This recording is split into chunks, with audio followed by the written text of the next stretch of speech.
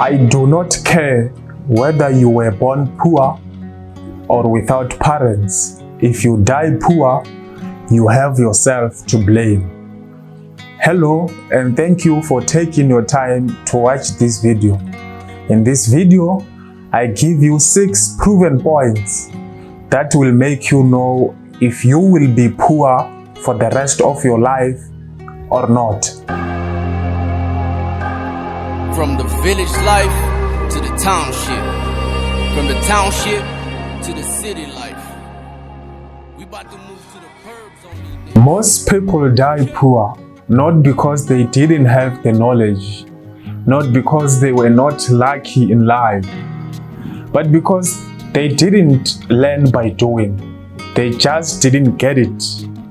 Being wealthy and prosperous requires more than just reading, knowing, talking about, researching and planning. Rather, it requires doing, action. Let me tell you something, okay?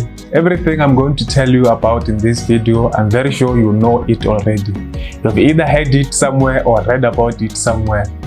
It has taken me a long time to realize that I know things or how to do things until I decided to adopt the principle of taking action, which is not more than 2 years ago.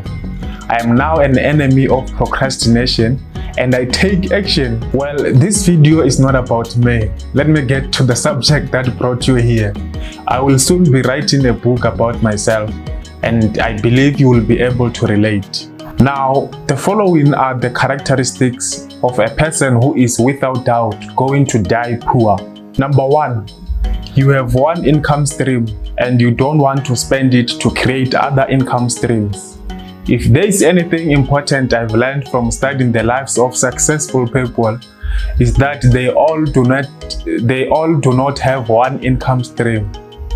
Even people who are famous for one specific industry, they disperse to other income streams. Some can have 2 streams and do well, but for most it's more than 2. Relying on one income stream keeps you broke forever because there's nothing as enough income under the sun. One income can only make you credit worthy, and trust me, you will for the rest of your life work for the banks. You will be paying loan after loan, and as a result it makes you not be able to buy things cash, therefore more credits. But also, one income is more similar to using buckets to fetch water from the river. With time, you will get too old and too tired to transport them to and from. And that means you will have to starve for as long as you don't have to, for as long as you don't go to the river. Number 2, when you earn more, you spend more.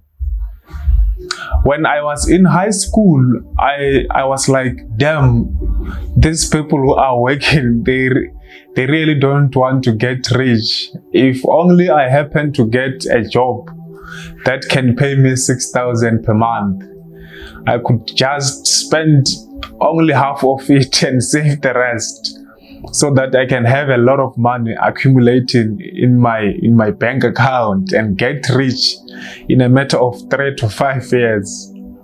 The time came and I was employed as a student assistant at the library of Tshwane University of Technology, and I was earning 5,000. I was like, lol. Was I really thinking I can save half of 6,000? Clearly, I was not thinking straight when I was in high school. And guess what? I couldn't save a penny. Yes, I remained with an amount of about 1,600 and blew it with entertainment, or maybe some things just like gadgets, or maybe just think of anything I could buy with that little amount left. I thought the money was not worth saving, so I just concluded that the salary was just a little to save. 1 year later, I was called for an internship program at the Department of Higher Education and Training, and I was paid the exact 6,000 that I was always thinking about or wished for when I was at high school? Well, nothing changed, to tell you the truth. Even when there was 1,000 extra to my income, my financial struggle remained the same. Do you know why? I always thought of what I could then afford after the increase of the income, and then spent more. The story does not end there. 1 year later, when I got a job, which is the one I am currently working as a high school teacher, I started earning 19,500. Damn the mistake I made. I was so happy for a job, but had forgotten my high school principle of wanting to save half of my salary. But I can't really say I had forgotten. No, the mind comes back only after you have messed up already, which would therefore mean that you will first have to fix the mess before you can start afresh. Well, I messed up. I bought a hell lot of clothes, which some I do not even wear now.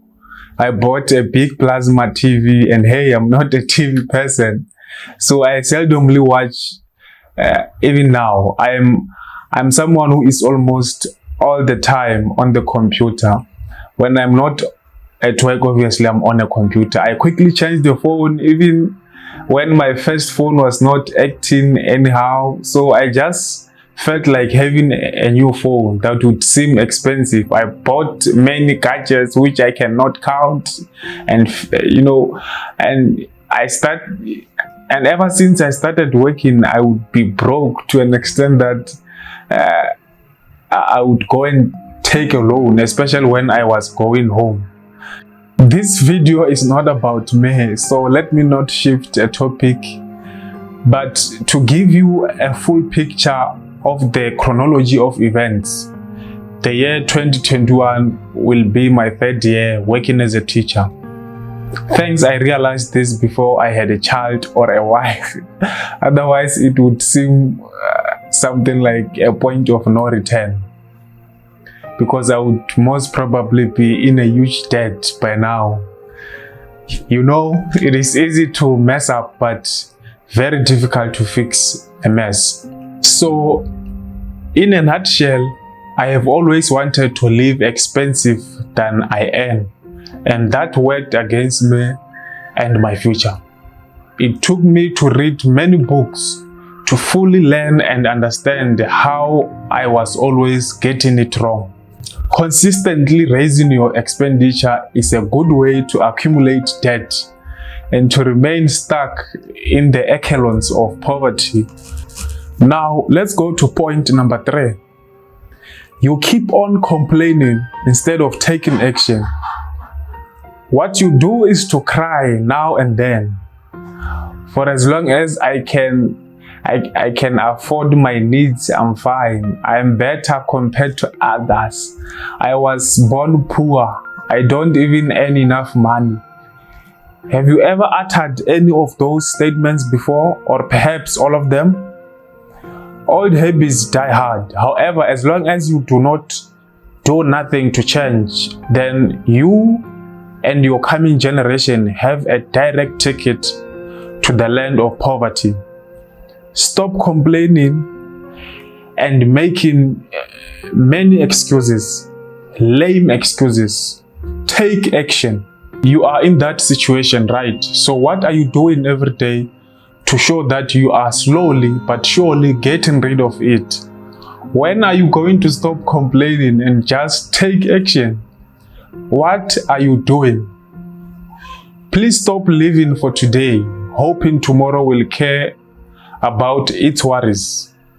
You are responsible for shaping your tomorrow, and you may as well start now, because the earlier you start, the faster you will get to a situation you would like to see yourself in. Let's go now to point number 4. You feel powerless.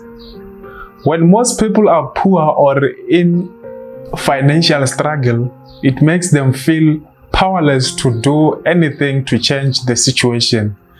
But if you let that situation control you, it will hurt you demoralize you and destroy you for good.